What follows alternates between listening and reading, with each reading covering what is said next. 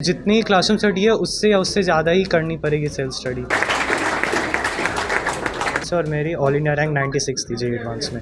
बाकी ups and downs तो आते ही रहते थे प्रिपरेशन में। ये दो प्रिपरेशन में अरे रहें वो लोग, डटे रहें एकदम। मार्क्स कम आए तो डीमोटिवेट ना हो। ये आईटी गुवाहाटी जोन में रैंक सेकंड थी इन्फिनिटी लर्न के। उससे मैं अपने प्रिपरेशन को बेस करता था। टफ़ क्वेश्चंस आते थे मेरे कुछ टफ क्वेश्चन जैसे गलत हो जाते थे तो मैं आता था यहाँ पे डाउट्स पूछने। मेरी 301 मार्क्स आए थे मेरे 360 में से, और मेरी ऑल इंडिया रैंक 96 थी जेईई एडवांस में। ये आईटी गुवाहाटी जोन में रैंक सेकंड थी। आगे मैंने सोचा है कि आईटी दिल्ली में कंप्यूटर साइंस में लूँ, बीटेक 4 इयर्स, और उसके बाद मैं आईटी सेक्टर में जाऊँ ताकि देश के लिए मैं कुछ अच्छा कर सकूँ और थोड़ा रिवॉल्यूशन लाऊँ, अपना कंट्रीब्यूशन दूँ आईटी सेक्टर में। तैयारी कैसे करते थे?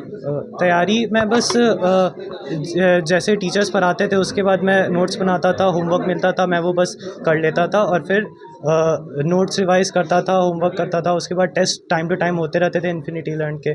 उससे मैं अपने प्रिपरेशन को बेस करता था। टफ़ क्वेश्चंस आते थे वो गलत होते थे तो मैं टीचर से पूछ लेता था, doubts time to time clear हो जाते थे मेरे। क्लासरूम स्टडी के अलावा सेल्फ स्टडी कितना देते? जितनी क्लासरूम स्टडी है उससे या उससे ज़्यादा ही करनी पड़ेगी सेल्फ स्टडी। मैं तो उतना ही करता था, मतलब ऐसे मैं सोच के नहीं करता था क्योंकि मेरा टाइम उतना लग ही जाता था होमवर्क और नोट्स रिवाइज में। अच्छा, इन सब आईआईटी जेईई के प्रिपरेशन के दौरान अन्य सब्जेक्ट को भी आप फोकस करते थे, खेल कूद इत्यादि गतिविधि?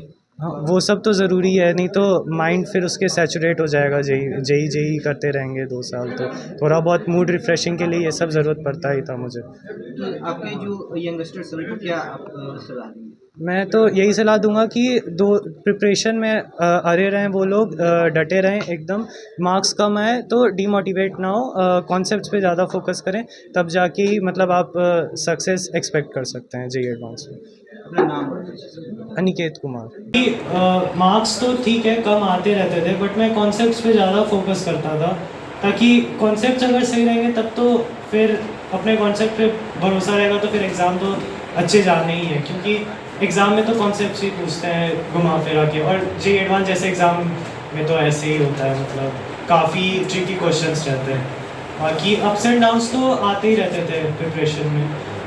मैं अप्स एंड डाउन्स आते थे तो मेरे पेरेंट्स, मेरे टीचर्स, मेरे स्टूडेंट्स सब मुझे मोटिवेट करते थे कि ठीक है, ऊपर उतार चढ़ाव तो होते रहता है, आगे में बेटर करना, अगले टेस्ट में बेटर करना, तो उससे मुझे काफ़ी मोटिवेशन आता था। बाकी मार्क्स को लेके ज़्यादा डिमोटिवेट मैं तो नहीं कहूँगा होना चाहिए।